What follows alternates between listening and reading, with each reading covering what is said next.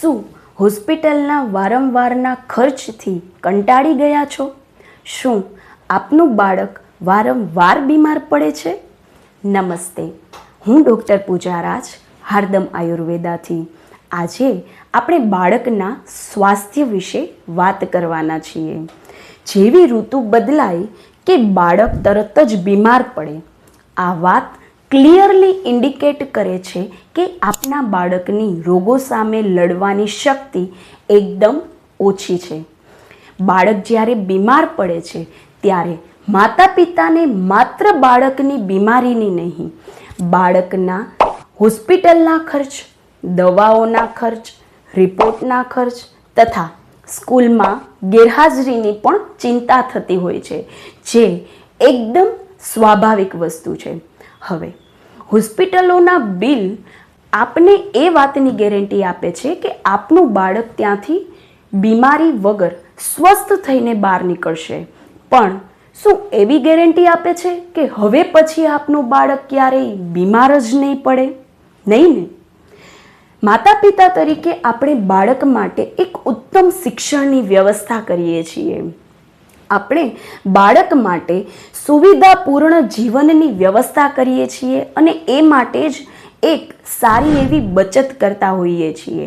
પણ માતા પિતા તરીકે શું આપને એવું નથી લાગતું કે આપે બાળકને વારસામાં કંઈક એવું આપવું જોઈએ જે અમૂલ્ય હોય, જેની કિંમત ક્યારેય ચૂકવી ન શકાય? અને શું તમને નથી લાગતું કે સ્વાસ્થ્યથી અમૂલ્ય બીજું કશું જ નથી? હા, આયુર્વેદિક ડૉક્ટર હોવાના નાતે મારી દરેક માતા પિતાને એક સલાહ છે કે વારસા તરીકે બાળકને સંપત્તિ નહીં, સ્વાસ્થ્ય આપો, જેથી આપના દ્વારા આપવામાં આવતી સંપત્તિનો બાળક યોગ્ય અને શ્રેષ્ઠ ઉપયોગ કરી શકે. એટલે જ આયુર્વેદમાં માત્ર રોગો વિશે વાત નથી કરેલી. આયુર્વેદમાં વ્યક્તિના સ્વાસ્થ્યને પ્રાધાન્ય આપેલું છે. સ્વસ્થ વ્યક્તિના સ્વાસ્થ્યની રક્ષા કરવી એ આયુર્વેદનું મુખ્ય પ્રયોજન છે. હવે બાળકો માટે વર્ણન કરવામાં આવેલા મુખ્ય ગ્રંથ કશ્યપ સંહિતામાં બાળકોના સ્વાસ્થ્યને જાળવી રાખવાના, યોગ્ય ઉંમર પ્રમાણે વૃદ્ધિ અને વિકાસ કરવા માટે એક શ્રેષ્ઠ ઔષધિનું વર્ણન કરવામાં આવેલું છે અને એ છે સુવર્ણપ્રાશન. આયુર્વેદમાં બતાવેલું છે કે સુવર્ણપ્રાશન માત્ર બાળકોના શરીર પર કામ નથી કરતું, એ બાળકોના મન પર પણ એટલું જ કામ કરે છે. એટલે કે સુવર્ણપ્રાશન લેતા બાળકનો શારીરિક વૃદ્ધિ અને વિકાસ યોગ્ય રીતે તો થાય જ છે, પરંતુ સાથે સાથે બાળકની યાદશક્તિ, એકાગ્ર શક્તિ, બાળકની વાચાળ શક્તિનો પણ વિકાસ થાય છે. એટલે જ સુવર્ણપ્રાશન લેતું બાળક શારીરિક નહીં, માનસિક રીતે પણ એકદમ સ્વસ્થ હોય છે.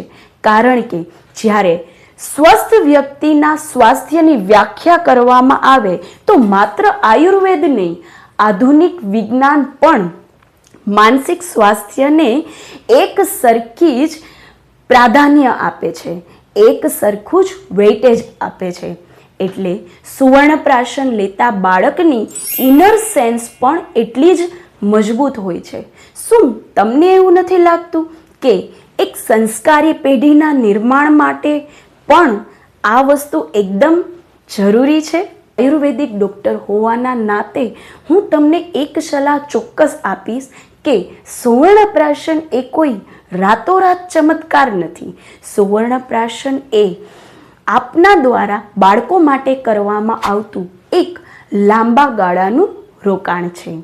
આજે બાળકોને આપવામાં આવેલી સુવર્ણપ્રાશનની એક ચમચી આપના બાળકના યોગ્ય અને શ્રેષ્ઠ ભવિષ્યના નિર્માણની ચાવી છે. કારણ કે સ્વાસ્થ્ય એ કોઈ ખર્ચ નથી, એ રોકાણ છે.